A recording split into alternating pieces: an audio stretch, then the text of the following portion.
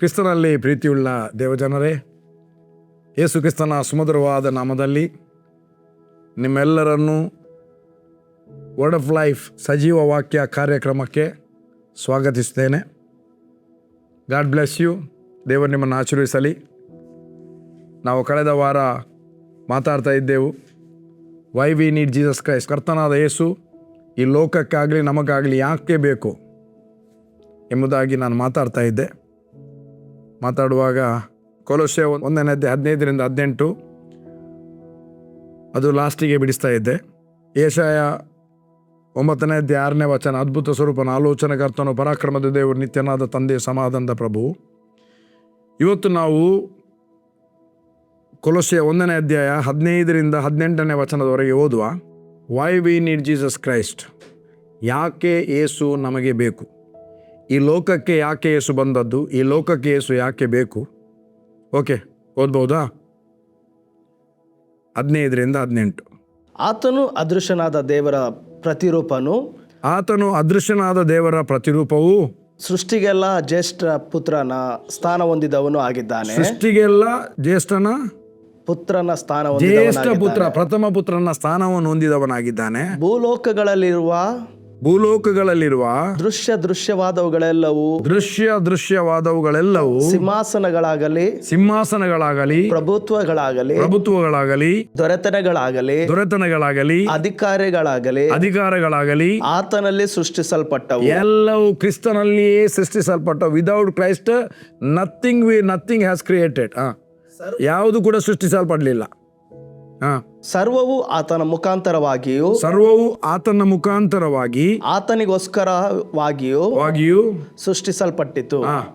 ಆತನು ಎಲ್ಲಕ್ಕೂ ಮೊದಲಿದ್ದವನು. ಯೇಸು ಎಲ್ಲಕ್ಕೂ ಮೊದಲು ಇದ್ದವನು. ನಂಬರ್ 1. ಆತನು ಸಮಸ್ತಕ್ಕೂ ಆಧಾರಭೂತನು. ಆತನೇ ಸಭೆ ಎಂಬ ದೇಹಕ್ಕೆ, ಭೂಲೋಕದಲ್ಲಿರುವ ಕ್ರಿಸ್ತನ ಸಭೆ ಎಂಬ ಆತನ ದೇಹಕ್ಕೆ ಆತನೇ ಶಿರಸ್ಸು. ಆತನು ಆದಿ ಸಂಭೂತನಾಗಿದ್ದಾನೆ. ಎಲ್ಲದರಲ್ಲಿ ಆತನೇ ಪ್ರಮುಖನಾಗಿರುವಂತೆ ಅಥವಾ ಪ್ರಮುಖನಾಗಬೇಕೆಂಬುದಾಗಿ ಸತ್ತವರೊಳಗಿಂದ ಮೊದಲು ಎದ್ದು ಬಂದವನು ಆತನೇ. ಈಗ ನಮಗೆ ಹೇಳ್ಬೋದು ಯೇಸು ಸತ್ತಿದ್ದಾನೆ, ಎದ್ದಿದ್ದಾನೆ ಅಂತ. ಬಟ್ ಯೇಸುಗಿಂತ ಮೊದಲು ಯೇಸುವೆ ಕೆಲವರನ್ನು ಎಬ್ಬಿಸಿದಾನಲ್ಲ.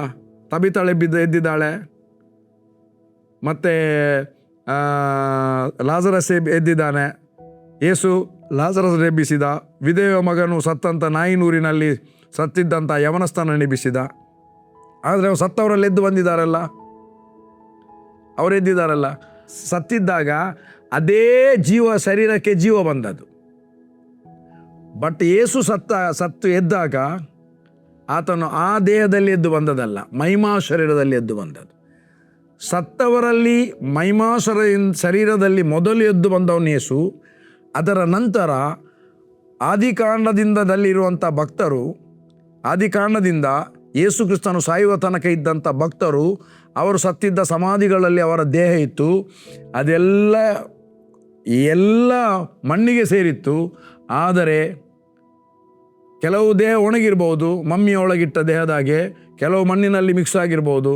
ಬಟ್ ಸಮಾಧಿಗಳು, ಬೈಬಲ್ ಹೇಳ್ತದೆ, ಯೇಸು ಕ್ರಿಸ್ತನು ರೆಸರೆಕ್ಷನ್ ಆದಾಗ ಸಮಾಧಿಗಳು ತೆರೆದವು. ಸತ್ತಿದ್ದ ಭಕ್ತರ ದೇಹಗಳು ಎದ್ದವು. ಅನೇಕರಿಗೆ ಅವರ ದೇಹಗಳು ಕಾಣಿಸಿಕೊಂಡವು. ಯೇಸು ಪರಲೋಕಕ್ಕೆ ಏರಿ ಹೋಗುವ ಅವರನ್ನೆಲ್ಲ ಕರ್ಕೊಂಡು ಹೋಗಿದ್ದಾನೆ. ದ್ಯಾಟ್ ಮೀನ್ಸ್ ಮಹಿಮಾ ಶರೀರದಿಂದ ಸತ್ತವರೊಳಗಿಂದ ಪ್ರಥಮವಾಗಿ ಎದ್ದು ಬಂದದ್ದು ಯೇಸು. ನಂತರ ಭಕ್ತರು ಎದ್ದು ಬಂದರು. ಹಾಗಾಗಿ ನನ್ನ ಪ್ರಿಯ ದೇವಜನರೇ, ಯೇಸು ಎಲ್ಲಕ್ಕೂ ಮೊದಲು ಇದ್ದವನು.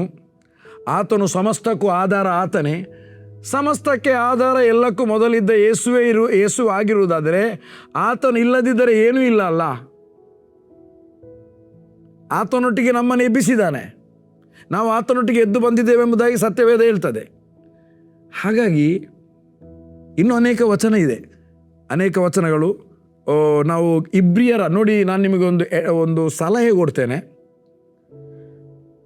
ಯೇಸು ಯಾಕೆ ಬೇಕು ಅಂತ ನಾನು ಕೆಲವೊಂದು ವಚನವನ್ನು ತೋರಿಸಿದ್ದೆ. ಆದರೆ ನೀವು ಇಬ್ರಿಯರ ಗ್ರಂಥವನ್ನು, ಇಬ್ರಿಯರಿಗೆ ಬರೆದ ಪತ್ರಿಕೆ 1ರಿಂದ ಲಾಸ್ಟ್ ತನಕ ನೀವು ಓದಿದರೆ ಅಲ್ಲಿ ಏನು ಮಾಡಿದ್ದಾನೆ ಅಂದರೆ, ಇಬ್ರಿಯರ ಪಂಗಡದಿಂದ ಅನೇಕರು ಯೇಸುವನ್ನು ಕಂಡುಕೊಂಡು ರಕ್ಷಣೆ ಹೊಂದಿದ್ರು. ಸಭೆಯಲ್ಲಿದ್ದರು. ಅವರ ಮೂಲಕ ಮಹತ್ಕಾರ್ಯಗಳು ಸೂಚಕ ಕಾರ್ಯಗಳಾಗಿದೆ. ಅವರ ಸ್ವಂತ ಇಬ್ರಿಯರ ಸ್ವಂತ ಸಾಂಪ್ರದಾಯದ ಸಂಗತಿ ಲೈಕ್ ಎ ಮ್ಯಾರೇಜ್. ಈಗ ಗ್ರೀಕರು ರಕ್ಷಣೆ ಹೊಂದಿದ್ರು, ಇಬ್ರಿಯರು ರಕ್ಷಣೆ ಹೊಂದಿದ್ರು. ಸಭೆ ಅಂತ ಮೇಲಿದ ಮೇಲೆ ಇಬ್ರಿಯನು ಗ್ರೀಕನು ಎಂಬ ಭೇದ ಭಾವ ಇಲ್ಲ. ಯಹೂದ್ಯರ ಹುಡುಗಿಯರನ್ನು ಇವರಾಗ್ತಿದ್ರು ಮದುವೆ, ಯಾರು ಗ್ರೀಕರ ಹುಡುಗಿಯರನ್ನು ಇವರು ಮದುವೆ ಆಗ್ತಿದ್ರು. ಆಚೆ ಈಚೆ ಸಭೆ, ಕರ್ತನ ದೇಹ, ಸಹೋದರ ಸಹೋದರಿಯರು ಒಬ್ರಿಗೊಬ್ರು ಮದುವೆ ಆಗ್ತಿದ್ರು. ಬಟ್ ಇವರಿಗೆ ಯಹೂದ್ಯರೇ ಬೇಕು ಅಂತ ಆದಾಗ ಸಿಗ್ತಾ ಇಲ್ಲ, ಅವರ ಯೋಗ್ಯತೆಗೆ ತಕ್ಕ ಸಿಗ್ತಾ ಇಲ್ಲ. ಯಹೂದ್ಯರೇ ಅಲ್ಲಿ ಬಿಲಿವರ್ನವರು. ಅವಾಗ ಏನು ಮಾಡ್ತಿದ್ರು, ಇಸ್ರಾಯೇಲರ ರಬ್ಬಿಗಳಿದ್ದಾರೆ, ರಬ್ಬಿಗಳ ಬಳಿಗೆ ಹೋಗಬೇಕು, ಮಕ್ಕಳು ಮದುವೆ ಆಗಬೇಕಾದ್ರೆ. ಈ ರಬ್ಬಿಗ ಬಳಿಗೆ ಹೋಗಬೇಕಾದ್ರೆ ಅವ್ರು ಏನು ಮಾಡಬೇಕಿತ್ತಂದರೆ, ಅವರು ತಿರುಗಿ ಅವರ ಆ ಇಸ್ರಾಯೇಲ್ ಯಹೂದಿ ಜಾತಿಗೆ ಸೇರಬೇಕಿತ್ತು. ಹೇಗೆ ಸೇರುವುದು? 2 ಅರಿಕೆ ಮಾಡಬೇಕಿತ್ತು. ಒಂದು, ಅದಕ್ಕೆ ಅಲ್ಲಿ ಬರೆದಿದ್ದಾನೆ 6ನೇ ಅಧ್ಯಾಯದಲ್ಲಿ ಏನು ಬರೆದಿದ್ದಾನೆ ಅದನ್ನು ಅವರು ಅರಿಕೆ ಮಾಡಬೇಕಿತ್ತು. ಇಬ್ರಿಯರು ಬರೆದ ಪತ್ರಿಕೆ 6ನೇ ಅಧ್ಯಾಯದಲ್ಲಿ. ಸೊ ಅವರೆಲ್ಲ ಯೇಸುವನ್ನು ಬಿಟ್ಟು ಹೋಗ್ತಿದ್ರು, ಯೇಸುವನ್ನು ರಿಜೆಕ್ಟ್ ಮಾಡ್ತಿದ್ರು. ರಬ್ಬಿಗಳು ಹೇಳ್ತಿದ್ರು, ಯೇಸುವಿನ ರಕ್ತವು ನಿಮ್ಮ ಸಕಲ ಪಾಪಗಳನ್ನು ತೊಳೆಯುವುದಿಲ್ಲ ಅಂತ ಅವರು ಅರಿಕೆ ಮಾಡಬೇಕಿತ್ತು. ಯೇಸು ದೇವರ ಮಗನಲ್ಲ ಅಂತ ಅರಿಕೆ ಮಾಡಬೇಕಿತ್ತು. ಅದನ್ನು ಮಾಡಿ ಜಾತಿಗೆ ಸೇರ್ತಿದ್ರು. ಆವಾಗ ಯೇಸುವನ್ನು ಬಿಟ್ಟು ಹೋಗುವಂಥ ಜನರಿಗೆ ಅವನು ಯೇಸು ಮೋಶೆಗಿಂತ ಎಷ್ಟು ಶ್ರೇಷ್ಠನು, ಮೆಲ್ಕಿಸೆದೆಕನ ಥರದ ಯಾಜಕನು ಅಂತ ಹೇಳಿ ಅವರಿಗೆ ಅವನು ಅರ್ಥ ಮಾಡಲಿಕ್ಕೆ ಪ್ರಯತ್ನ ಮಾಡಿ ದೇವರಾತ್ಮನ ಪ್ರೇರಣೆಯಿಂದ ಇಬ್ರಿಯರಿಗೆ ಬರೆದ ಪತ್ರಿಕೆಯನ್ನು ಬರೆದು ಜನರಿಗೆ ಸಿಗುವಂತೆ ಮಾಡಿದ್ದಾನೆ. ನಾನು ಮತ್ತು ನೀವು ಯಾರಾದರೂ ಇಬ್ರಿಯರ ಪತ್ರಿಕೆ ಓದಿದರೆ ನಿಮಗೆ ಯೇಸುವನ್ನು ಯಾಕೆ ನಾವು ನಂಬಲೇಬೇಕು, ಯೇಸು ಯಾಕೆ ನಮಗೆ ಬೇಕು ಎಂಬ ಸ್ಪಷ್ಟೀಕರಣ ಆ ಒಂದು ಪತ್ರಿಕೆಯಲ್ಲಿ ಕ್ಲಿಯರ್ ಆಗಿ ನಿಮಗೆ ಸಿಗ್ತದೆ.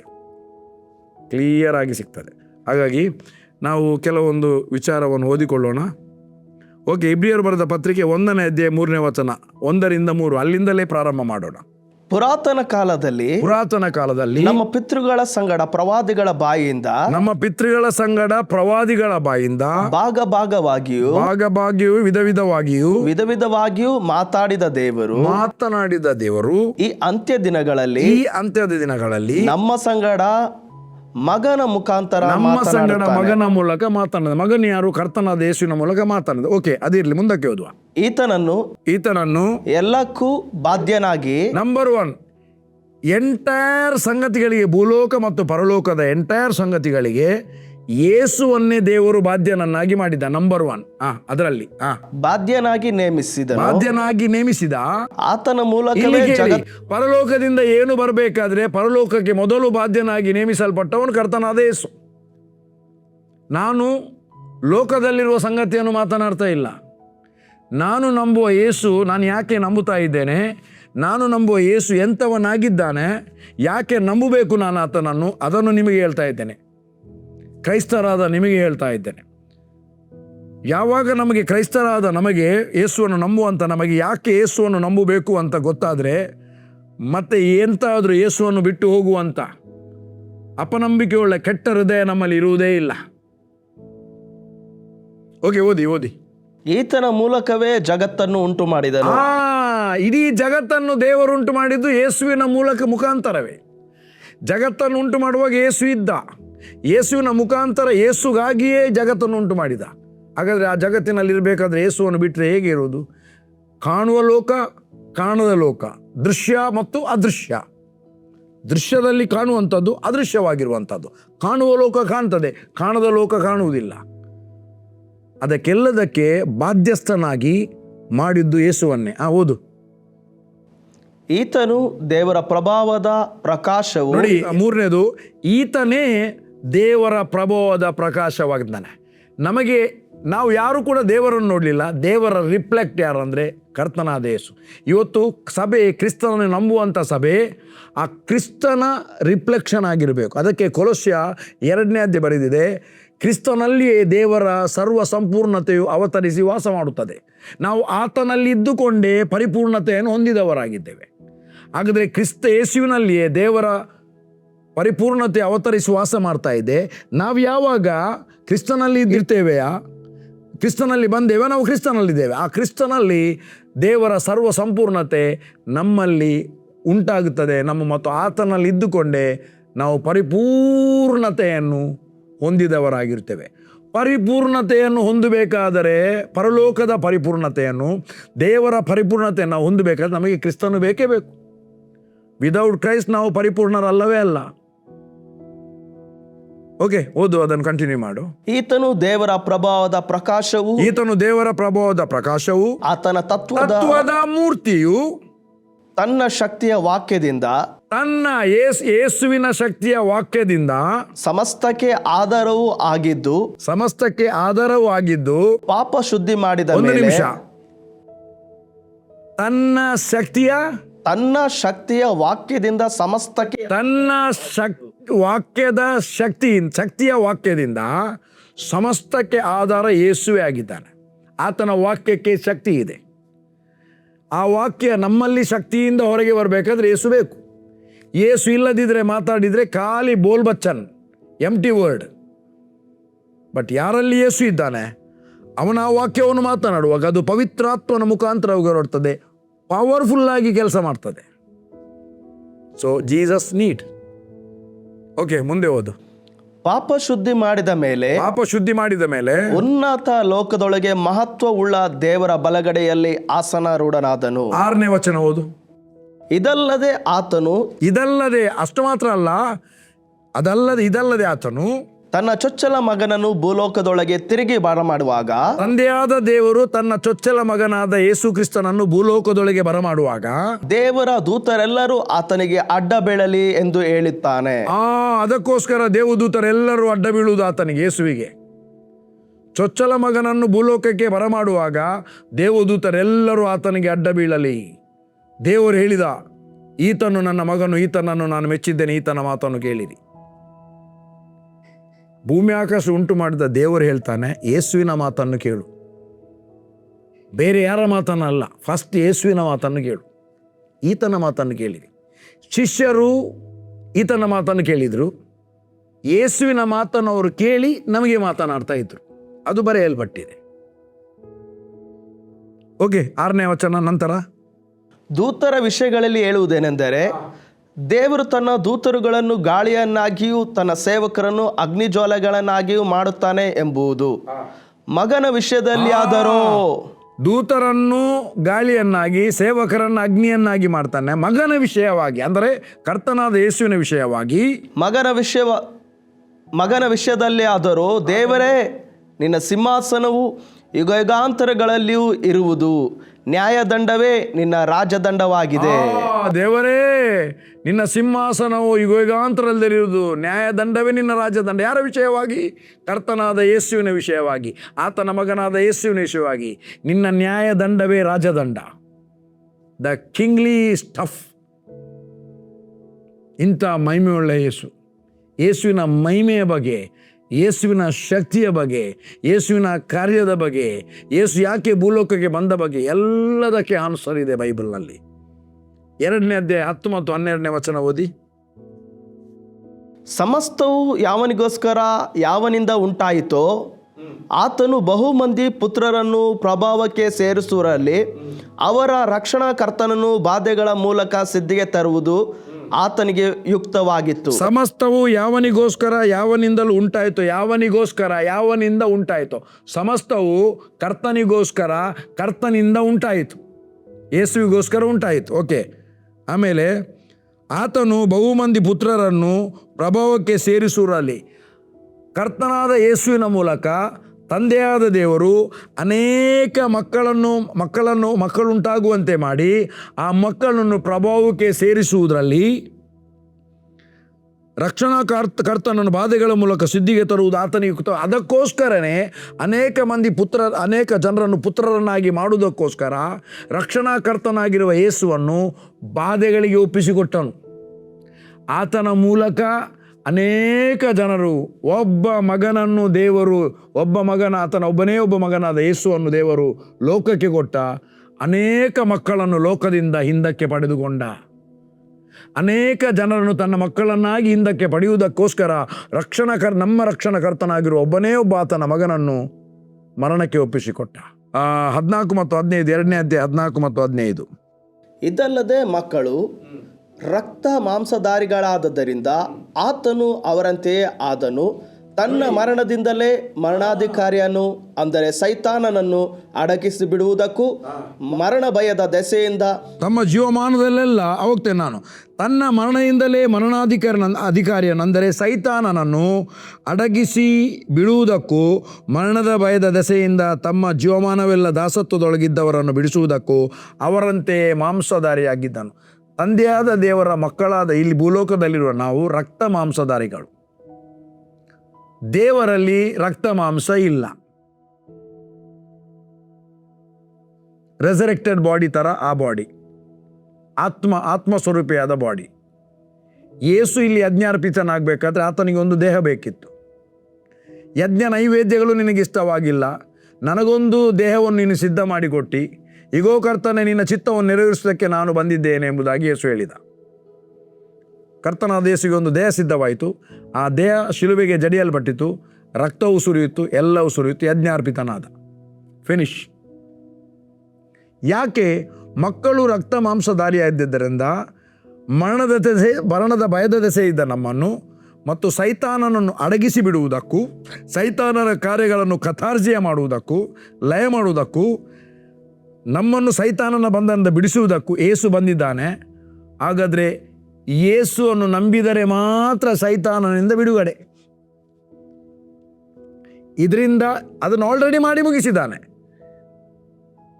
ಅದಕ್ಕೋಸ್ಕರ ಸೈತಾನನ ಬಾಧೆಯಿಂದ, ಮಾಟಮಂತ್ರದ ಬಾಧೆಯಿಂದ, ಮಾಟಮಂತ್ರದ ತೊಂದರೆಯಿಂದ, ಆ ಮಾಟಮಂತ್ರ ತಗಲದ ಹಾಗೆ, ಮಾಟಮಂತ್ರಕ್ಕೆ ನಾವೇ ಥ್ರೆಟ್ ಯೇಸು 100% ಬೇಕು. ಯೇಸುವನ್ನು ಬಿಟ್ಟು ಎಲ್ಲಿಗೆ ಹೋಗೋದು? ಎಲ್ಲಿಗೆ ಹೋಗ್ತೀರಿ? ಎಲ್ಲಿಗೆ ಹೋಗುವುದಾದ್ರೆ ಎಲ್ಲಿಗೆ? ಅದಕ್ಕೆ ಪೇತ್ರ ಹೇಳ್ತಾನೆ, ಸ್ವಾಮಿ ನಿನ್ನನ್ನು ಬಿಟ್ಟು ನೀವು ನನ್ನನ್ನು ಬಿಡಬೇಕು. 70 ಮಂದಿ ಬಿಟ್ಟರು. ಒಳ್ಳೆ ಅದ್ಭುತ ಕಾರ್ಯ ಸೂಚಕ ಕಾರ್ಯ ಆಯಿತು. 10ನೇ ಅಧ್ಯಾಯ ಲೂಕದಲ್ಲಿ ಎಲ್ಲ ಬಿಟ್ಟರು. ಒಂದು ಕಠಿಣವಾದ ಮಾತು ಹೇಳಿದರು. ಇದು ಬಹಳವಾದ ಕಠಿಣವಾದ ಮಾತು ಅಂತ ಅವರಿಗೆ ಆಯಿತು. ಬಿಟ್ಟು ಹೋದರು. ಯೇಸು ಕೇಳ್ತಾ, ನೀವು ಕೂಡ ಬಿಟ್ಟು ಹೋಗ್ಬೇಕೆಂದಿದ್ದೀರಾ? ಸ್ವಾಮಿ ನಿನ್ನನ್ನು ಬಿಟ್ಟು ನಾವು ಎಲ್ಲಿಗೆ ಹೋಗಲಿ? ನಿನ್ನಲ್ಲಿ ನಿತ್ಯ ಜೀವವನ್ನುಂಟು ಮಾಡುವ ಮಾತುಗಳುಂಟು. ಪ್ರಿಯರೇ, ಯೇಸು ಮಾತನಾಡುವಾಗ ನಿತ್ಯ ಜೀವವನ್ನುಂಟು ಮಾಡುವ ಮಾತುಗಳನ್ನು ಮಾತಾಡಿದ. ಇವತ್ತು ನಮಗೆ ಕೂಡ ಪವಿತ್ರಾತ್ಮನು ಅದನ್ನೇ ಪ್ರೇರೇಪಿಸ್ತಾನೆ. ಯೇಸು ಹೇಳಿದ, ಪವಿತ್ರಾತ್ಮನು ನನ್ನದ ಒಳಗಿಂದ ತೆಗೆದು ನಿಮಗೆ ಕೊಡುತ್ತಾನೆ ಮತ್ತು ನನ್ನನ್ನೇ ಮಹಿಮೆ ಪಡಿಸ್ತಾನೆ. ಇವತ್ತು ನಾವಿರುವುದು ಯೇಸುವನ್ನು ಮಹಿಮೆ ಪಡಿಸುವ ಮಾತುಗಳನ್ನು ಹೇಳುವುದಕ್ಕೋಸ್ಕರ. 1. 2ನೇ ಸಂಗತಿ, ಯೇಸು ಏನು ಹೇಳಲಿಕ್ಕೆ ಹೇಳ್ತಾನೆ ಅದನ್ನೇ ಹೇಳಲಿಕ್ಕೆ ನಾವಿರುವುದು.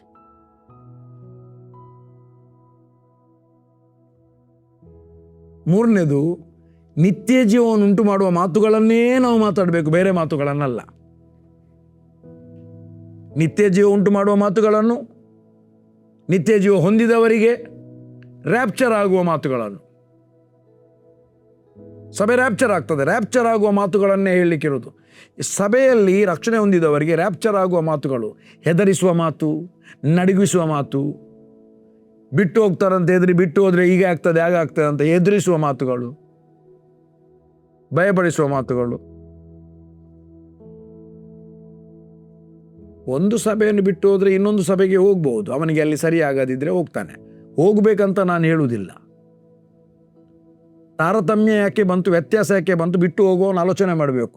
ಎಲ್ಲಿ ನಾನು ತಪ್ಪಿದ್ದೇನೆ ಅಥವಾ ಯಾಕೆ ಹೀಗೆ ಆಗ್ತದೆ ಆಲೋಚನೆ ಮಾಡಬೇಕು, ಪ್ರಾರ್ಥನೆ ಮಾಡಬೇಕು. ಸರಿ ಮಾಡ್ತಾನೆ ದೇವರು. ಆದರೂ ಅಲ್ಲಿ ವಾಕ್ಯದ ನಿಮಿತ್ತ ಉಲ್ಟ ಅಥವಾ ಬೇರೆ ಬೇರೆ ಸಂಗತಿಗಳು ನಡೀತಾ ಇದೆ ಅಂತಾದರೆ ಪ್ರಾರ್ಥನೆ ಮಾಡಬೇಕು. ಒಬ್ಬ ವ್ಯಕ್ತಿ ಒಂದು ಸಭೆಯನ್ನು ಬಿಟ್ಟು ಇನ್ನೊಂದು ಸಭೆಗೆ ಹೋದರೆ ಆ ಸಭೆಯಲ್ಲಿ ಬೆಳೀಲಿ. ಕ್ರಿಸ್ತನನ್ನು ಬಿಟ್ಟು ಹೋದರೆ ಯಾರು ಕೊಡುವುದು ಉತ್ತರ? ಇಲ್ಲಿ ಕ್ರಿಸ್ತನನ್ನು ಬಿಟ್ಟು ಹೋಗ್ತಾ ಇದ್ದಾರೆ ಇಬ್ರಿಯರು. ಗ್ರಂಥಕರ್ತ ಪವಿತ್ರಾತ್ಮನು ಪ್ರೇರೇಪಿಸಿ ಬರಿತಾ ಇದ್ದಾನೆ ಈ ಗ್ರಂಥ. ಇದಕ್ಕೆ ಯಾರು ಬರೆದದಂತ ನಿರ್ದಿಷ್ಟ ಜನ ಗೊತ್ತಿಲ್ಲ. ಎಲ್ಲ 66 ಪುಸ್ತಕದಲ್ಲಿ 65 ಪುಸ್ತಕವನ್ನು ಯಾರು ಬರೆದಂತ ಉಂಟು, ಬಟ್ ಇಬ್ರಿಯರ ಪತ್ರಿಕೆ ಯಾರು ಬರೆದದಂತ ಇಲ್ಲ. ಆದರೆ ಇಬ್ಬರ ಮೇಲೆ ಡೌಟ್ ಇದೆ, ಒಂದೇ ಪೌಲನು ಬರೆದಿರಬೇಕು, ಇಲ್ಲದ್ರೆ ಯಾಕೋಬನು ಬರೆದಿರಬೇಕು. ಯೆರೂಸಲೇಮಿನಲ್ಲಿ ಪಾಸ್ಟರ್ ಆಗಿದ್ದದು ಯೇಸು ಕ್ರಿಸ್ತನ ಸ್ವಂತ ತಮ್ಮನಾದ ಯಾಕೋಬ. ಅವನು ಯಾಕೋಬನ ಪತ್ರಿಕೆ ಬರೆದಿದ್ದಾನೆ. ಅದನ್ನು ಬರೆದದ್ದು ನೋಡುವಾಗ ಆ ಒಂದು ಪ್ರಕಟಣೆ, ಆ ಒಂದು ಆಚಾರ ವಿಚಾರಗಳು, ಇವನು ಈ 70 ಮಂದಿಯೊಟ್ಟಿಗೆ 70 ಮಂದಿಯ ಟೀಮ್ನಲ್ಲಿ ಇದ್ದಂಥ ವ್ಯಕ್ತಿ ಯಾರು? ಪೌಲ. ಅವನಿಗೆ ಧರ್ಮಶಾಸ್ತ್ರದ ಇಂಚು ಗೊತ್ತುಂಟು, ಮೂಲೆ ಗೊತ್ತುಂಟು, ಬಿಂದು ಕೂಡ ಗೊತ್ತುಂಟು, ಫುಲ್ ಸ್ಟಾಪ್ ಕೋಮ ಕೂಡ ಗೊತ್ತುಂಟು. ಇವನು ಕಲ್ತವನೇ. ಯಾರು? ಇವನು ಕೂಡ ಕಲ್ತಿರಬೇಕು. ಯಾಕೆಂದರೆ ಯೆರೂಸಲೇಮಿನಲ್ಲಿ ಮಾತಾಡಬೇಕಾದ್ರೆ ಧರ್ಮಶಾಸ್ತ್ರದ ಗೊತ್ತಿರುವವನು ಅವರಿಗೆ ಉತ್ತರ ಕೊಡಲಿಕ್ಕೆ ಬೇಕು. ಅವನು ಬರೆದಂಥ ವಿಚಾರಗಳು ಹಾಗೇ ಇದೆ. ಯಾಕೋಬನ ಪತ್ರೆ ಬರೆದಾಗ ನಮಗೆ ಗೊತ್ತಾಗ್ತದೆ. ಅವನು ಪ್ರಾರ್ಥನೆ ಮಾಡುವಾಗ ಎಣ್ಣೆಯನ್ನು ಹಚ್ಚಿ ಪ್ರಾರ್ಥನೆ ಮಾಡಿ. ಯಾಕೆಂದರೆ ಇಸ್ರಾಯೇಲರಲ್ಲಿ ಎಣ್ಣೆ ಹಚ್ಚಿ ಪ್ರಾರ್ಥನೆ ಮಾಡುವಂಥದ್ದು ಇದ್ದದ್ದು. ಹೊಸ ಒಡಂಬಡಿಕೆಯಲ್ಲಿ ಪವಿತ್ರಾತ್ಮ ಬಂದ ಮೇಲೆ ಬಾಯಿಯಲ್ಲಿ ಮಾತಾಡೋ ಮಾತಿಗೇ ಶಕ್ತಿ ಇತ್ತು. ಎನಿ ಅನಾಯಿಂಟಿಂಗ್ ದೇವರು ಅನಾಯಿಂಟ್ ಆಯಿಲ್ನಲ್ಲಿ ಮಾಡ್ತಿದ್ದರು. ಅದಕ್ಕೆ ಅವನು ಆ ಮಾತು ಮಾತಾಡಿದ್ದಾನೆ. ಸೊ ಇನ್ನೊಂದು ವಚನ ಟೈಮ್ ಆಗ್ತಾ ಬಂತು, ನೆಕ್ಸ್ಟ್ ಕಂಟಿನ್ಯೂ ಮಾಡ್ಬೋದು, ಇವತ್ತು ಮುಗಿಸ್ಬೋದು. 2ನೇ ಅಧ್ಯಾಯದಲ್ಲಿ 15ನೇ ವಚನ, ಆತನು ದೇವದೂತರ ಕೈ ಹಿಡಿದುದು ಬರೆದಿಲ್ಲ, ಅಬ್ರಾಮನ ಸಂತತಿಯ ಕೈ ಹಿಡಿದಿದ್ದಾನೆ. ದೇವರು ಕರ್ತನಾದ ಯೇಸುವನ್ನು ಕಳಿಸಿ ಯಾರ ಸಂತತಿಯ? ಅಬ್ರಾಮನ ಸಂತತಿ. ಗಲಾತ್ಯ 3ನೇ ಅಧ್ಯಾಯ 13ನೇ ವಚನದಲ್ಲಿ ನಾವು ಅಬ್ರಾಮನ ಸಂತತಿ ಆದೆವು. ಈಗ ನಮ್ಮ ಕೈಯನ್ನು ಹಿಡಿದಿದ್ದಾನೆ, ಸಭೆಯ ಕೈಯನ್ನು ಆತನು ಹಿಡಿದಿದ್ದಾನೆ, ಸಭೆಗೆ ಶಿರಸ್ಸಾಗಿದ್ದಾನೆ. ಈಗ ಓದು 3ನೇ ಅಧ್ಯಾಯ 13ನೇ ವಚನ. ಕ್ರಿಸ್ತನಾದರೂ ಮಗನಾಗಿ ದೇವರ ಮನೆಯ ಮೇಲೆ ಅಧಿಕಾರಿಯಾಗಿದ್ದಾನೆ. ಮೋಶೆ ದೇವರ ಮನೆಯಲ್ಲಿ ಅಧಿಕಾರಿ ಅಲ್ಲ, ಸೇವಕನಾಗಿದ್ದ. ಆದರೆ ಕ್ರಿಸ್ತನಾದರೂ ದೇವರ ಮನೆಯ ಅಧಿಕಾರಿ, ಅಂದರೆ ಎಂಟೈರ್ ಯೂನಿವರ್ಸಿಗೆ ಅಧಿಕಾರಿಯಾಗಿರುವುದು ಯೇಸುವೆ. ಎಂಟೈರ್ ಸ್ವರ್ಗ ಮರ್ತ್ಯ ಪಾತಾಳ 3 ಲೋಕಕ್ಕೆ, ಯೂನಿವರ್ಸ್ ಎಂಟೈರ್. ಅದಕ್ಕೆ ಅಧಿಕಾರ ಇರುವುದು ಕೇವಲ ಒಬ್ಬ ವ್ಯಕ್ತಿಗೆ, ಯೇಸುವಿಗೆ ಮಾತ್ರ. ತಂದೆ ಎಲ್ಲವನ್ನು ಆತನ ಕೈಗೆ ಕೊಟ್ಟು ಬಿಟ್ಟಿದ್ದಾನೆ. ಈಗ ತಂದೆ ಹೇಳುವುದಿಲ್ಲ. ಅದಕ್ಕೆ ಯೇಸು ಹೇಳಿದು, ನನ್ನ ತಂದೆ ಯಾರಿಗೂ ತೀರ್ಪು ಮಾಡುವುದಿಲ್ಲ, ತೀರ್ಪು ಮಾಡುವ ಅಧಿಕಾರವನ್ನು ಮಗನಿಗೆ ಕೊಟ್ಟಿದ್ದಾನೆ, ಅಂದರೆ ಯೇಸುವಿಗೆ. ಮಗನು ಕೂಡ ತೀರ್ಪು ಮಾಡುವುದಿಲ್ಲ. ಹಾಗಾದರೆ ತೀರ್ಪು ಮಾಡುವುದು ಯಾರು? ಮುಂದೆ ಹೇಳ್ತಾನೆ ಯೇಸು, ತೀರ್ಪು ಮಾಡುವಂಥದ್ದು ಒಂದು ಇದೆ, ನಾನು ಆಡಿದ ಮಾತುಗಳೇ. ಎಲ್ಲವನ್ನು ದೇವರು ಕರ್ತನಾದ ಯೇಸುವಿನ ಕೈಗೆ ಕೊಟ್ಟಿದೆ. ಈಗ ದೇವರ ಮನೆಯಲ್ಲಿ ಅಧಿಕಾರಿ ಯಾರು? ಅಂದರೆ ಯೇಸು. ಅದಕ್ಕೋಸ್ಕರ ಆ ಅಧಿಕಾರ ಆತನಲ್ಲಿರುವುದು. ಅದು ನಮಗೆ ಬರಬೇಕಾದ್ರೆ ನಾವು ಯೇಸುವನ್ನು ನಂಬಲೇಬೇಕು. ಇನ್ನೊಂದು ವಚನ ಓದುವ, ಇಬ್ರಿಯ 4ನೇ ಅಧ್ಯಾಯ 14 ಮತ್ತು 15. ಆಕಾಶ ಮಂಡಳಗಳನ್ನು ದಾಟಿ ಹೋದ ದೇವಕುಮಾರನಾದ ಯೇಸು, ದಾಟಿ ಹೋದಂತ ಆಕಾಶ ಮಂಡಳಗಳನ್ನು ದಾಟಿ ಹೋಗಿದ್ದಾನೆ. ದಾಟಿ ಹೋದಂತ ಯೇಸು ಎಂಬ ಶ್ರೇಷ್ಠ ಮಹಾಯಾಜಕನು ನಮಗೆ, ಖಾಲಿ ಮಹಾಯಾಜಕಲ್ಲ, ಶ್ರೇಷ್ಠನಾದ ಮಹಾಯಾಜಕ ನಮಗಿರುವುದರಿಂದ ನಾವು ಮಾಡಿರುವ ಪ್ರತಿಜ್ಞೆಯನ್ನು ಬಿಡದೆ ಪ್ರತಿಜ್ಞೆ ಮಾಡಿದ್ದೇವೆ. ನೋಡಿ, ಅವರು ಪ್ರತಿಜ್ಞೆ ಮಾಡಿದ್ರು, ಬಿಟ್ಟು ಹೋದ್ರು. ಯಾರು? ಇಸ್ರಾಯೇಲರು ಪ್ರತಿಜ್ಞೆ ಮಾಡಿದ್ರು, ಅವರು ಬಿಟ್ಟು ಹೋಗ್ತಾ ಇದ್ದಾರೆ. ಶ್ರೇಷ್ಠ ಮಹಾಯಾಜಕನು ನಮಗಿರುವುದರಿಂದ ನಾವು ಮಾಡಿದ ಪ್ರತಿಜ್ಞೆಯನ್ನು ಬಿಡದೆ ಗಟ್ಟಿಯಾಗಿ ಹಿಡ್ಕೊಳ್ಳೋಣ. ನನ್ನ ಪ್ರಿಯ ದೇವಜನರೇ, ಕರ್ತನನ್ನು ನಂಬಿರುವಂಥ ನೀವು, ಯೇಸುವನ್ನು ಸ್ವಂತ ರಕ್ಷಣೆ ಅಂಗೀಕರಿಸಿದಂಥ ನೀವು, ಜನರು ಏನೇ ಬಂದು ಹೇಳಿ ಅವರ ಮಾತುಗಳು ನಿಮಗೆ ಫಲಿಸುವುದಿಲ್ಲ. ಆ ಮಾತಿಗೆ ನೀವು ವಶ ಆಗಬೇಡಿ. ಯಾರ ಬಗ್ಗೆ ಕಂಪ್ಲೇಂಟ್ ಹೇಳಿದ್ರು ಆ ಕಂಪ್ಲೇಂಟನ್ನು ಕೇಳಬೇಡಿ. ಒಬ್ಬ ದೇವಸೇವಕನ ಬಗ್ಗೆ ಕಂಪ್ಲೇಂಟ್ ಹೇಳಿದರೆ ಆ ಕಂಪ್ಲೇಂಟನ್ನು ಕೇಳುವಾಗ ಅವರು ಹಾಗೆ ಆದ್ರಪ್ಪ ನಮ್ಮ ಗತಿ ಏನಂತ ನೀವು ಕುಗ್ಗಿ ಹೋಗ್ತೀರಿ. ಅದಕ್ಕೆ ಕಿವಿ ಕೊಡಬೇಡಿ. ಆಕಾಶ ಮಂಡಗಳನ್ನು ದಾಟಿ ಹೋದ ಮಹಾಯಾಜಕನಿದ್ದಾನೆ. ಆತನು ನಮಗೋಸ್ಕರ ಕರ್ತನಲ್ಲಿ ಬೇಡುವವನಾಗಿದ್ದಾನೆ, ಕೇಳುವವನಾಗಿದ್ದಾನೆ, ನಮಗೋಸ್ಕರ ಕೇಳ್ತಾನೆ. ಅಂತಹ ಯೇಸು ನಮಗಿರುವಾಗ ಯಾಕೆ ಭಯಪಡಬೇಕು?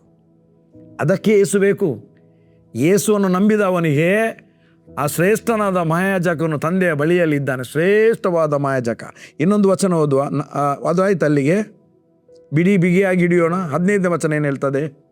ಯಾಕೆಂದರೆ ನಮಗಿರುವ ಮಹಾಯಾಜಕನು, ಇದು ಮಾಡಿ ಪ್ರಾಮುಖ್ಯ. ಇದು ವಚನ ಬೇಕು. ಯಾಕೆಂದರೆ ನಮಗಿರುವ, ಬಿಗಿಯಾಗಿ ಯಾಕೆ ಹಿಡ್ಕೊಳ್ಬೇಕಂದ್ರೆ, ನಮಗಿರುವ ಮಹಾಯಾಜಕನು ನಮ್ಮ ನಿರ್ಬಲಾವಸ್ಥೆಯನ್ನು ಕುರಿತು, ನಮ್ಮಲ್ಲಿ ಇರುವ ನಿರ್ಬಲಾವಸ್ಥೆ, ಬಲಹೀನತೆಯನ್ನು ಕುರಿತು ಅನುತಾಪವಿಲ್ಲದವನಲ್ಲ. ಅವನು ಅನುತಾಪವಿಲ್ಲದವನಲ್ಲ, ತಪ್ಪಾದ ಕೂಡಲೇ ತೆಗೆದು ಬೆಂಕಿಗೆ ಹಾಕುವವನಲ್ಲ, ಅಂಥವನಲ್ಲವೇ ಅಲ್ಲ, ಕನಿಕರವುಳ್ಳವನು. ಆತನು ಸರ್ವ ವಿಷಯಗಳಲ್ಲಿ ನಮ್ಮ ಹಾಗೆ ಶೋಧನೆಗೆ ಗುರಿಯಾದನು. ಹಾಗೆ ಭೂಲೋಕದಲ್ಲಿ ಶೋಧನೆಗೆ ಒಳಗಾಗಿದ್ದ, ಆದರೆ ಪಾಪ ಮಾಡಲಿಲ್ಲ. ನನ್ನ ಪ್ರಿಯದೇವ, ಇಂಥ ಒಂದು ಯೇಸು ಇಂಥವನಾಗಿದ್ದಾನೆ. ಹೇಗೆ ಬಿಡುವುದು ನಾವು? ಒಬ್ಬ ವ್ಯಕ್ತಿಗೆ ಆತನೇ ಮಾರ್ಗ, ಸತ್ಯ, ಜೀವ. ತಂದೆಯ ಬಳಿಗೆ ಹೋಗ್ಲಿಕ್ಕೆ ಮಾರ್ಗ ಆತನೇ. ಆತನನ್ನು ಬಿಟ್ಟರೆ ಬೇರೆ ಮಾರ್ಗ ಇಲ್ಲ.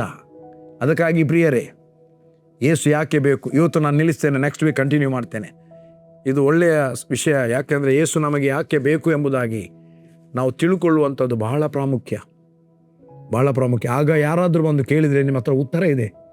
ನೀನು ಯಾಕೆ ಯೇಸುವನ್ನು ನಂಬಿದಿ? ನಿತ್ಯ ಜೀವ ಕೊಟ್ಟಿದ್ದಾನೆ, ನನಗೋಸ್ಕರ ಸತ್ತಿದ್ದಾನೆ, ನನ್ನ ಪಾಪಗಳನ್ನು ತನ್ನ ದೇಹದ ಮೇಲೆ ಹೊತ್ತುಕೊಂಡಿದ್ದಾನೆ, ಅದಕ್ಕೆ ನಾನು ಯೇಸುವನ್ನು ನಂಬಿದ್ದು, ನನಗೆ ನಿತ್ಯ ಜೀವ ಸಿಕ್ಕಿದೆ.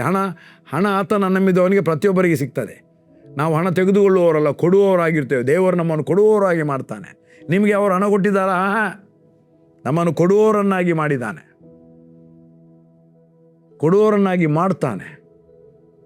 ಹಣದ ಮೇಲೆ ಆಸೆ ಇಟ್ಟು ಯೇಸುವನ್ನು ನಂಬುವುದಲ್ಲ, ನಿತ್ಯ ಜೀವವನ್ನು ನೋಡಿ ಯೇಸುವನ್ನು ನೋಡಿದವನು ನಿತ್ಯ ಜೀವವನ್ನು ಹೊಂದಿದ್ದಾನೆ. ನಿತ್ಯ ಜೀವಕ್ಕೋಸ್ಕರ ನಾವು ಯೇಸುವನ್ನು ನಂಬಿದ್ದು. ನಿತ್ಯ ಜೀವ ಕೊಡುವ ಆತನೇ ಮಾರ್ಗ, ಆತನೇ ಸತ್ಯ. ಪ್ರಿಯರೇ, ನಾನು ನಿಲ್ಲಿಸ್ತೇನೆ. ಕಮನ್, ನಾವು ಪ್ರಾರ್ಥನೆ ಮಾಡುವ. Thank you Lord. ತಂದೆಯಾದ ದೇವರೇ, ಕರ್ತನಾದ ಯೇಸು ನಮಗೆ ಯಾಕೆ ಬೇಕು? Why we need Jesus Christ. ಕರ್ತನ, ಇದನ್ನು ಮಾತನಾಡಿದ್ದೇನೆ ಸ್ವಾಮಿ. ಯಾರ್ಯಾರು ಇದನ್ನು ಕೇಳಿದಾರೋ ನಿನ್ನ ಕಡೆಗೆ ತಿರುಗಿಕೊಳ್ಳಲಿ, ನಿನ್ನನ್ನು ಸ್ವೀಕಾರ ಮಾಡಲಿ, ಅಂಗೀಕರಿಸಲಿ, ರಕ್ಷಣೆ ಹೊಂದಲಿ, ನೀರಿನ ದೀಕ್ಷಾ ಸ್ಥಾನಕ್ಕೆ ತಮ್ಮನ್ನು ಪೂರ್ಣವಾಗಿ ಒಪ್ಪಿಸಿಕೊಳ್ಳಲಿ, ಪವಿತ್ರಾತ್ಮನ ಅಭಿಷೇಕ ಅವರಿಗೆ ಉಂಟಾಗಲಿ ಎಂಬುದಾಗಿ ಪ್ರಾರ್ಥಿಸುತ್ತೇನೆ.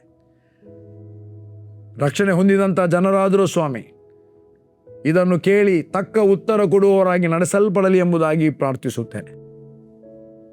ತಂದೆ, ನಿನಗೆ ಸ್ತೋತ್ರ ಮಾಡುತ್ತೇನೆ. ಇದುವರೆಗೆ ನಡೆಸಿದ ಆತನು ಮುಂದೆಯೂ ನಡೆಸಲು ಶಕ್ತನಾಗಿದ್ದಿ.